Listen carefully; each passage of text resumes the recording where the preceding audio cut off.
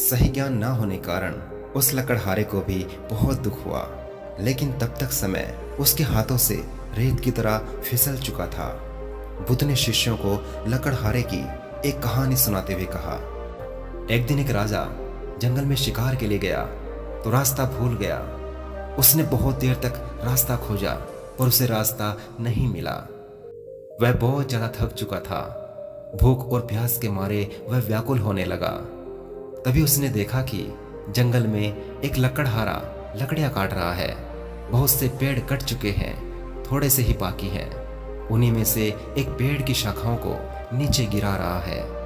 राजा ने उसके पास जाकर कहा, भाई मैं बहुत भूखा हूँ, बहुत प्यास भी लगी है, तुम्हारे पास कुछ खाने को है क्या? लकड़हारे ने कहा, हाँ है, आओ बैठो। दूर उधर एक बावड़ी है, मैं वहां से पानी लाता हूँ, तब तक तुम ये रोटी खाओ। और कुटरी से निकालकर एक मोटी सी रोटी राजा के सामने रख दी। उसमें थोड़ी सी सब्जी भी थी। राजा ने उसको खाया, लकड़हारे का लाया हुआ पानी पिया और शांत होकर कहा, मैं पास के ही एक बड़े से नगर का राजा हूँ। शिकार करने आया था पर रास्ता भूल गया। तब लकड़हारे ने रास्ता बता दिया। राजा ने जाते समय उस लकड़हारे से कहा, मुसीबत के समय तुमने मेरी सहायता की है। यदि तुमको कभी मेरी जरूरत पड़े तो मेरे पास आ जाना, मैं तुम्हारी सहायता जरूर करूंगा। कुछ समय यूं ही गुजर गए। धीरे धीरे उस जंगल के सभी पेड़ समाप्त हो गए। लकड़हारा लकड़ी काटकर उनके कोयले बनाकर बेचता था। अब वह अपनी जीविका चलाए तो कैसे?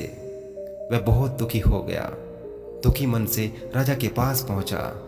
सेवकों ने राजा को सूचना दी कि लकड़हारा आपसे मिलना चाहता है। तब राजा को याद आया कि हाँ, मुसीबत के समय उस लकड़हारे ने मेरी जान बचाई थी और मैंने उसे सहायता का वचन दिया था। राजा ने सैनिकों को लकड़हारे को अपने पास बुलाने का आदेश दिया। सैनिक लकड़हारे को राजा के पास ले आए। राजा ने पूछा, क्यों भाई लकड़हारे, क्या बात है, उदास क्यों हो? लकड़हारे ने उत्तर दिया, महाराज, जिस जंगल से मैं लकड़ियां काटता था वह समाप्त हो गया। अब वहां पर एक भी पेड़ नहीं बचा। आजीविका का मेरे पास कोई दूसरा साधन नहीं है, इसलिए आपकी शरण में आया हूँ। आपके राज्य में तो बहुत से जंगल हैं, यदि उसमें से कोई एक छोटा सा जंगल मुझे मिल जाए तो मैं भूखों मरने से बच जाऊंगा। उसकी बात सुनकर राजा ने कहा, तुम्हारी समस्या का समाधान जरूर किया जाएगा। उसके चले जाने के पश्चात अपने मंत्रियों को बुलाकर राजा ने परामर्श किया कि लकड़हारे को क्या दिया जाए। परामर्श करने के पश्चात निर्णय हुआ कि शहर के दक्षिण में राजा का चंदन के वृक्षों का जो वन है वो लकड़हारे को दे दिया जाए। पद अधिकारियों को बुलाया गया। चंदन के वृक्षों का वह वन लकड़हारे के नाम कर दिया गया और उसको इस बात की सूचना दे दी गई कि आज से यह वन तुम्हारा हुआ।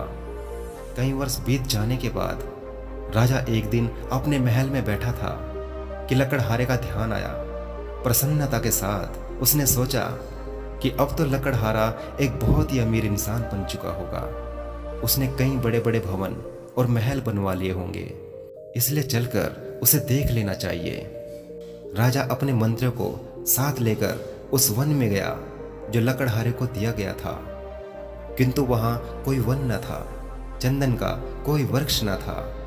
राजा ने घबराकर अपने मंत्रियों से पूछा, अरे वह जंगल कहाँ है जो लकड़हारे को दिया था? शायद किसी और स्थान पर होगा, तुम मुझे गलत स्थान पर ले आए हो। तब मंत्रियों ने पद अधिकारियों की ओर देखा।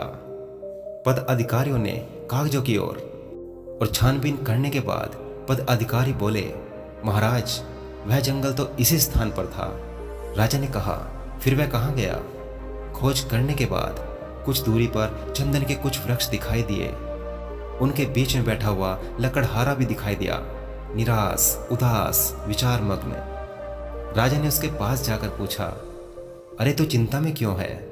लकड़हारे ने प्रणाम करके कहा, अन्नदाता, आपकी कृपा से इतने वर्ष तो कट गए, अब ये कुछ पेड़ शेष रह गए हैं, थोड़े दिनों में ये समाप्त हो जाएंगे। सोचता हूँ कि इसके पश्चात क्या करूँगा। राजा ने आश्चर्य से कहा, वृक्ष तो थोड़े रह गए हैं, पर ये बताओ बाकी के वृक्षों का क्या किया। लकड़हारा बोला, रोज लकड़ी काटता हूँ, कोयला बनाता हूँ और बाजार में जाकर बेच देता हूँ। यह सुनते ही राजा ने अपना सर पीट लिया और दुखी होते हुए कहा, अरे भाग्यहीन, तुमने यह क्या कर दिया। यह चंदन की लकड़ी थी, जलाकर कोयला क्यों बना दिया। तब लकड़हारा बोला, चंदन की लकड़ी वो क्या होती है। राजा ने कहा, अच्छा होता यदि तू जानता। अभी 2-3 हाथ लकड़ी काट लो और उसको बाजार में जाकर बेच दो, और हाँ, इसका कोयला मत बना देना। लकड़हारे ने वैसा ही किया। जब उन लकड़ियों को लेकर वह शहर गया तो एक दुकानदार ने देखा, लकड़ियां तो असली चंदन की हैं और लकड़हारा एकदम गंवार लगता है। यह देखकर उसने बोला, क्या लोगे इसका। लकड़हारे ने पूछा, तुम क्या दोगे। दुकानदार ने कहा, 1 रुपया। लकड़हारा आश्चर्य से चिल्लाकर बोला, क्या 1 रुपया। उसका मतलब था कि इस छोटी सी लकड़ी का 1 रुपया। दुकानदार समझ गया कि यह जानता है। उसने बोला, 2 रुपये। लकड़हारा और आश्चर्य से चिल्लाकर बोला, 2 रुपये। दुकानदार ने घबराकर कहा, अच्छा 4। लकड़हारा चिल्लाया, अच्छा 4। कुछ ही दूर पर एक दुकानदार खड़ा था। उसने देखा कि पहला दुकानदार एक मूल्यवान वस्तु को कोड़ों के भाव खरीद रहा है। उसने पुकार कर उससे कहा, अरे इधर आ, मैं तुझे इसके 10 रुपये दूंगा। लकड़हारे ने जब 10 रुपये का नाम सुना तो सिर पकड़कर बैठ गया और चिल्ला उठा। अपना सर अपने घुटनों पर रखकर रोने लगा। अब उसे एहसास हुआ, जिस लकड़ी को वह कोयला बनाकर बेचता रहा वह कितनी मूल्यवान थी।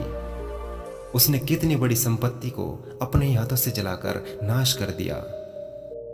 कहानी को समाप्त करते हुए गौतम बुद्ध ने अपने शिष्यों से कहा, उस लकड़हारे की मूर्खता पर आप लोगों को शायद दया आ रही होगी, किंतु सुनो मेरे शिष्यों, हम स्वयं भी तो उस लकड़हारे की भांति ही हैं। राजाओं के राजा उस परमपिता परमेश्वर ने न जाने किस बात से प्रसन्न होकर हमें यह सांसें और चंदन सा जीवन दिया था, लेकिन हमने अपनी गलत वासनाओं, घृणा, लालच व पाप की अग्नि से इसे जलाकर भस्म कर दिया।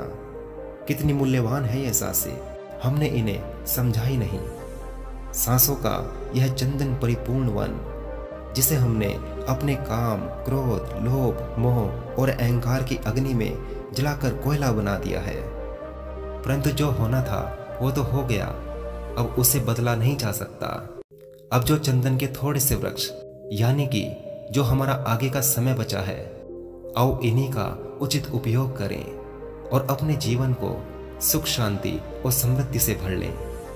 दोस्तों, उम्मीद करता हूं कि हमने इस कहानी से बहुत कुछ सीखा होगा। आओ प्रण लें, जो भी हमने इस कहानी से सीखा उसको अपने जीवन में अप्लाई जरूर करेंगे। बस आपसे एक छोटी सी रिक्वेस्ट है, इस कहानी को अपने सभी दोस्तों व रिश्तेदारों तक जरूर शेयर करें। वीडियो में अंत तक बने रहने के लिए आपका तहे दिल से बहुत बहुत धन्यवाद। आपका दिन शुभ और जीवन मंगलमय हो।